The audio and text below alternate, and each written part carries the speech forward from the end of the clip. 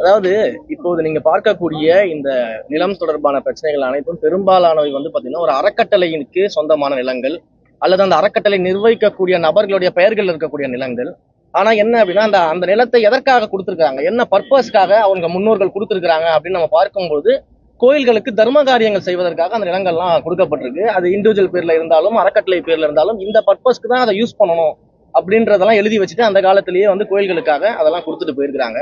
நிறைய இடங்கள்ல என்ன பண்றாங்கன்னா இந்த பர்பஸை மறைச்சிட்டு சில நீதிமன்ற வழக்குகள் ஆர்டர்ஸ் மூலமாகவும் இல்ல மற்ற சில நிர்வாக ரீதியிலான சில விஷயங்கள் மூலம் என்ன பண்றாங்கன்னா இந்த பர்பஸை மறைச்சிட்டு அறநிலைத்துறையின் கவனத்திற்கு வராம இது போன்ற பத்திரப்பதிவுகள் நடக்குது அப்படிங்கறதுதான் நீங்க சொல்லக்கூடிய இந்த ஒவ்வொரு விஷயங்களும். இந்த ஒவ்வொரு விஷயமும் நம்ம கவனத்துக்கு வந்த உடனேயே நம்ம சட்ட ரீதியாக நடவடிக்கை எடுக்கணும், காவல்துறை ரீதியாக நடவடிக்கை எல்லா நடவடிக்கையும் நம்ம எடுத்துக்கிட்டு இருக்கிறோம்.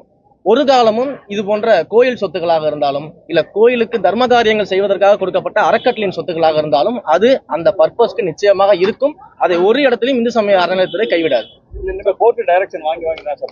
அதுதான் சார் சொல்றேன். எப்படி பழனியில ஒரு ரிஃப்யூசல் ஸ்லிப்பை வச்சு கோர்ட்டுக்கு போயிட்டு ஒரு ஆர்டரை வாங்கிட்டு அந்த இடத்த பத்திரப்பதிவு செஞ்சாங்களோ அந்த மாதிரியான விஷயங்கள் தான் இங்க நடந்துகிட்டு இருக்குது. ஈவன் இந்த பழனி விவகாரத்திலையுமே மாண்புமை உயர்நீதிமன்ற மதுரை கிளையில விசாரணைக்கு வரும்போது அங்க இருக்கக்கூடிய மாண்புமை நீதிபதி அவர்கள் தன்னுடைய அந்த இதில் ஜட்ஜ்மெண்ட்லயே சொல்லியிருக்கிறாரு, ஏற்கனவே இந்த கும்பல் தனி நீதிபதியினுடைய அந்த வழக்குல நீதிபதியும் நீதிமன்றத்தையும் ஏமாற்றி இது போன்ற ஒரு ஆர்டர்ஸை பெற்றிருக்காங்கன்றத நீதிபதியே மென்ஷன் பண்றாரு. அப்ப இப்படிப்பட்ட இடங்கள்ல அந்த கேஸ் நம்ம கவனத்திற்கு வந்த உடனே நம்ம உடனடியாக நடவடிக்கை எடுக்கிறோம். கோர்ட்ல நம்ம அப்பீல் போகிறோம், போலீஸ் ஸ்டேஷன்ல கம்ப்ளைண்ட்ஸ் கொடுக்குறோம், எல்லாமே பண்றோம். இன்னைக்கு அந்த பழனி நட நம்ம ரிட்ரைவ் பண்ணிட்டோம். அந்த மாதிரி நம்ம கவனத்துக்கு வந்த உடனே நடவடிக்கை எடுக்கணும். நடவடிக்கை எடுக்காம இருக்கிறது தான் தப்பு. கடந்த கால ஆட்சியில மதுரை மீனாட்சி அம்மன் கோவில்ல இதே போல ஒரு அறக்கட்டளைக்கு சொந்தமான நிலம் பாத்தீங்கன்னா தனிநபர்களுக்கு பவர் மாற்றம் செய்யப்பட்டது. பல்வேறு இடங்கள்ல பவர் மாற்றம் செய்வதற்கான முயற்சி, பத்திரப்பதிவு செய்வதற்கான முயற்சி நடந்துச்சு. அப்படின்றது நம்ம கவனத்துக்கு வந்த உடனேயே 5 வருடங்களாக கடந்த ஆட்சியில அந்த கேஸ் மீது எந்த நடவடிக்கையும் எடுக்கல, காவல்துறை புகார் மீது எந்த நடவடிக்கையும் எடுக்கல.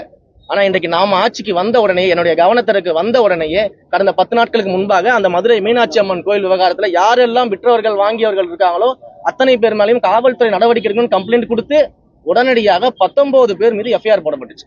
அந்த 19 பேர் மீதும் நடவடிக்கை எடுக்கப்பட்டிருக்கு. இன்று கைது நடவடிக்கை இருக்கிறது. மதுரையில கைது பண்ணியிருக்கிறாங்க, விசாரணை நடந்து கொண்டிருக்கிறது. அப்ப நம்முடைய ஆட்சியை பொறுத்த வரைக்கும் இது போல தவறுகள் நடக்கிறது நம்ம கவனத்துக்கு வந்த உடனே அந்த நடவடிக்கை எடுக்கிறோம். நடவடிக்கை எடுக்காம இருந்தா நீங்க சொல்றது நியாயம். நடவடிக்கை நம்ம எடுத்துட்டு இருக்கோம் இல்லையா? கடந்த 5 வருஷம் ஏன் நடவடிக்கை எடுக்காம என்ன பண்ணிட்டு இருந்தாங்க? கடந்த ஆட்சியாளர்கள்லாம் தூங்கிக்கிட்டு இருந்தாங்களா?